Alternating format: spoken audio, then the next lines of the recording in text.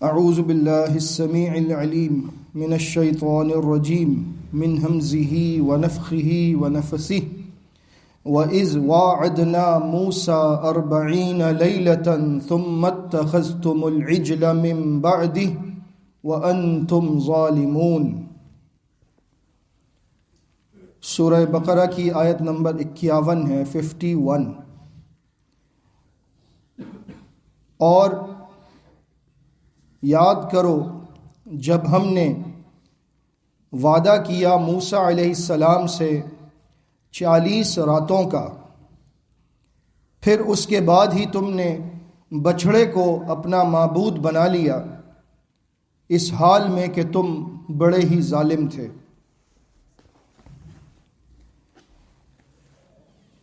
دو احسانات، دو انعامات بنی اسرائیل پر جو اللہ نے فرمائے، متعدد انعامات اور احسانات میں سے ان کا ذکر ہم نے سنا کہ اللہ نے سب سے پہلے تو انہیں اس تکلیف سے نجات دی جو فرعون اور اس کے ماننے والے بنی اسرائیل کو دیا کرتے تھے۔ ان کے بیٹوں کو قتل کر دیا کرتے برے طریقے سے، اور ان کی عورتوں کو زندہ چھوڑ دیتے۔ اللہ نے انہیں اس مصیبت سے نجات دی۔ پھر انہیں مصر سے نکالا اور انہیں سمندر میں خشک راستہ بنا کر ان کی کشتی کو پار لگا دیا، اور ان کے بغیر جنگ کیے ان کے سب سے بڑے دشمن کو اللہ اکیلے نے شکست دے دی۔ یہ سارے انعامات اللہ نے ان پر کیے، اور اب ان انعامات کے ملنے کے بعد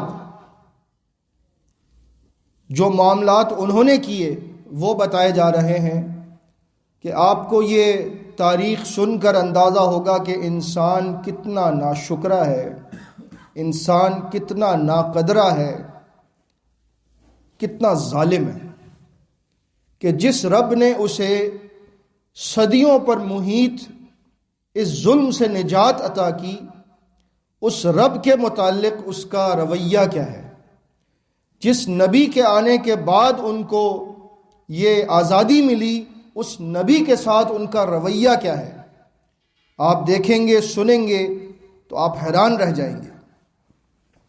سورہ اعراف میں اس کا قدر تفصیل سے ذکر ملتا ہے۔ اللہ رب العزت نے فرمایا، وَجَاوَزْنَا بِبَنِي إِسْرَائِيلَ الْبَحْرَ فَأَتَوْا عَلَىٰ قَوْمٍ يَعْكُفُونَ عَلَىٰ أَصْنَامٍ لَهُمْ، اور ہم نے پار اتار دیا بنی اسرائیل کو سمندر سے، تو وہ جب آگے بڑھے سمندر پار کرنے کے بعد جس علاقے میں پہنچے، یہ علاقہ پہلے وہ تھا جہاں کسی زمانے میں یعقوب علیہ السلام یعنی اسرائیل علیہ السلام رہا کرتے تھے، اور ان کے یہ سارے بیٹے بھی رہا کرتے تھے جو بعد میں یوسف علیہ السلام کے دور میں مصر آ گئے تھے، جیسا کہ آپ کو بتایا گیا۔ اب وہ صدیاں گزر چکی ہیں، اور اب وہ واپس وہاں سے مصر سے نکل کر دوبارہ اسی علاقے میں جا رہے ہیں جہاں پر ان کے آباء و اجداد رہتے تھے۔ تو ہوا کیا کہ پہلے تو وہ توحید کا مسکن تھا، لیکن جب نبی چلا جاتا ہے اور نیک لوگ چلے جاتے ہیں تو جو پیچھے رہ جاتے ہیں ان میں عقائد کی خرابیاں آ جاتی ہیں۔ تو ہوا یہ کہ جب یہ اس علاقے میں پہنچے تو بنی اسرائیل نے دیکھا ایک ایسی قوم اور بت کے سامنے بیٹھے ہیں، اعتکاف کی حالت میں۔ یعکفون وہی لفظ ہے جو اعتکاف کے لیے استعمال ہوتا ہے، کیونکہ اعتکاف کے اندر بھی بندہ اپنے خیمے میں چلا جاتا ہے رمضان کے آخری عشرے میں، اور اس خیمے میں رہ کر اس کی پوری توجہ اللہ کی طرف ہوتی ہے، کنسنٹریشن کے ساتھ، پوری توجہ کے ساتھ اللہ کی عبادت میں مشغول ہو جاتا ہے، ساری دنیا کے کام چھوڑ کر وہ اللہ کی طرف لو لگا کر اعتکاف میں بیٹھ جاتا ہے۔ تو یہ جو بت پرست ہوتے ہیں یہ بھی اسی طرح سے ان کا سلسلہ ہے کہ یہ اپنے سامنے کسی بت کو، تصویر کو، یا ہمارے معاشرے میں مزاروں پر بھی یہ کام ہونے لگے ہیں اللہ تعالیٰ ہدایت دے ہمارے لوگوں کو کہ وہ مزاروں میں جا کر قبر کے سامنے بیٹھ جاتے ہیں اعتکاف کی حالت میں. وہ جو اپنی قبر پر سے مٹی بھی نہیں ہٹا سکتا، جسے لوگوں نے قبر میں اتارا تو وہ کچھ نہ کر سکا، اب وہ اچانک سے اتنا بڑا بن گیا ہے کہ تمہارے مسئلے حل کرے گا. نماز جنازہ میں سجدہ نہیں ہے، رکوع نہیں ہے. جب ہم کسی بزرگ کا جنازہ پڑھتے ہیں تو نہ رکوع ہے نہ سجدہ ہے، اس کے لیے دعا کر رہے ہیں، وہ ہماری دعاؤں کا محتاج ہوتا ہے. لیکن اچانک قبر میں اترنے کے بعد وہ اتنا بڑا بن جاتا ہے کہ اس سے دعائیں شروع ہو جاتی ہیں. یہ عقیدہ کس نے دیا؟ کہاں سے آیا؟ کس آیت میں ہے؟ کس حدیث میں ہے؟ کسی صحابی کے قول میں ہے؟ کسی ولی کے قول میں ہے؟ کسی ایک جگہ ہو تو کوئی دکھا دے. لیکن ہماری امت کے بہت سارے لوگ اس کام میں لگ چکے ہیں. انہیں نہیں معلوم کہ اللہ رب العزت نے اس قبر والے کو جو شان دی، منزلت دی، وہ اپنی جگہ، ہم اس کا اعتراف کریں گے، وہ اللہ کا ولی ہے. لیکن اس ولی نے کب یہ کہا کہ میرے دنیا سے جانے کے بعد میری قبر پر میلہ ٹھیلا کرنا، عرس کرنا، میری قبر پہ آ کے مانگنا میں تمہاری مدد کروں گا؟ کبھی کہا کسی ولی نے؟ کسی ایک ولی کی کتاب میں دکھا دیں یہ جملہ لکھا ہوا، کہیں بھی نہیں ملے گا. یہ سب لوگوں نے شروع کیا ہے، یہ سب دھندا ہے، اس کے پیچھے کوئی حقیقت نہیں ہے دین کی. تو یہ بت پرستی بھی جب ہوتی ہے تو وہ بھی اسی لیے ہوتی ہے کیا کہ خوف کا کاروبار بہت چلتا ہے. وہ کیا کہتے ہیں؟ اگر تمہیں کاروبار چلانا ہے تو فلاں بت کے آگے تمہیں یہ نذرانہ رکھنا پڑے گا، تمہارا کام ہو جائے گا. وہ کہتا ہے اچھا اگر اس بت کے آگے نذرانہ رکھنے سے میرا مسئلہ حل ہوتا ہے تو لو جی. اگر تمہیں کچھ کرنا ہے تو یہاں پر چادر چڑھانی ہوگی، لو جی چادر مہنگی ترین لے کر چڑھا دیتے ہیں. ان کا بھروسہ کس پر ہو جاتا ہے؟ اس چادر چڑھانے کے عمل پر، یہ نذرانہ رکھنے کے عمل پر. اللہ سے دعا کرنا چھوڑ دیتے ہیں، اللہ پر توکل کرنا چھوڑ دیتے ہیں. اور یہی تو شرک ہے، اور ہے کیا؟ تو انہوں نے دیکھا ایک ایسی قوم ہے کہ جو بتوں کے آگے بیٹھی ہے، ان کی پوجا کر رہی ہے. وہ ظالم جن کو اللہ نے ابھی مصر سے نکالا، فرعون سے آزادی دی، ان کے لیے سمندر کو پھاڑا، وہ ظالم کیا کہتے ہیں؟ قالوا یا موسیٰ اجعل لنا الہا کما لہم آلہا. اے موسیٰ ہمیں بھی ایک ایسا الہ بنا کر دے دو جیسے ان کے الہ ہیں، تاکہ ہم بھی اس کے سامنے بیٹھ کر پوجا کرتے رہیں. انا للہ و انا الیہ راجعون. کتنے ظالم لوگ ہیں. جس اللہ نے تمہیں اس مشکل سے نکالا، ابھی تھوڑا آگے بڑھے اور تم بت پرستوں سے مروب ہو گئے اور ان کے طریقے کے پیچھے لگنا شروع ہو گئے. وجہ کیا تھی؟ وجہ یہ تھی کہ انہوں نے صدیاں گزاری تھیں فرعون کے مظالم کو سہتے سہتے، تو غلامانہ ذہنیت ہو چکی تھی، سوچ اور فکر پر تالے پڑے ہوئے تھے، اور پھر وہاں پر بت پرستی تھی فرعون کے لوگوں میں، تو اس کا ایک اثر ان پر بیٹھا ہوا تھا. ہمارے یہاں بھی یہ مسئلہ ہے.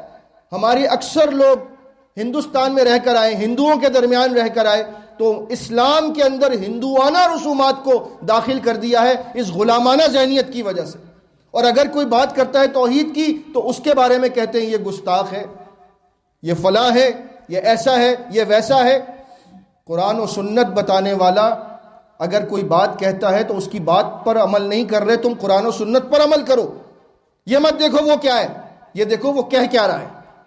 تو ہمارے یہاں لوگوں کو چاہیے کہ اس مسئلے پر خوب غور و فکر کریں کہ جس دین پر ہم عمل کر رہے ہیں وہ دین قرآن و سنت میں ہے یا ہم نے کسی اور سے ادھار لیا ہے. قال انکم قوم تجہلون. موسیٰ علیہ السلام نے فرمایا تم تو بڑے ہی جاہل لوگ ہو، بڑے ہی ناسمجھ ہو کہ تمہیں اللہ نے اتنی مشکلات سے نکالا اور تم مجھ سے کہتے ہو کہ میں تمہیں ایک الہ بنا کر دوں، بت بنا کر دوں جس کی تم پوجا کرو. ان ہؤلاء متبر ما هم فیہ. جو کچھ یہ لوگ کر رہے ہیں یہ سب تباہ ہونے والا ہے. وباطل ما كانوا يعملون. اور جو اعمال یہ کر رہے ہیں یہ سب باطل ہیں، اس میں کچھ نہیں رکھا. اگر کسی چیز میں فلاح ہے، کامیابی ہے، تو وہ اللہ اکیلے کی عبادت میں ہے. بتوں کی پوجا میں، کسی اور غیر اللہ کی پوجا میں کوئی کامیابی نہیں ہے، بلکہ تباہی بربادی ہے. لیکن لوگ اس بات کو نہیں سمجھتے. پھر اللہ رب العزت نے اسی صورت میں آگے چل کر اس بات کا ذکر فرمایا، کیونکہ ہم نے جو آیت سورہ بقرہ کی پڑھی ہے 51، یہاں پر 40 راتوں کا ذکر ہے، یہاں پر اس کی مزید وضاحت ہے۔ وَوَاعَدْنَا مُوسَىٰ 30 لَيْلَةً، اور ہم نے موسیٰ علیہ السلام سے 30 راتوں کا وعدہ کیا کہ اب آپ وادی سینا میں، جو سائنائی پیننسولا ہے، تو اب آپ کوہ طور کے پاس آ چکے ہیں، آپ کی قوم اب وادی میں رہے گی، آپ ہمارے پاس آ جائیں، کوہ طور آپ سے کلام ہوگا۔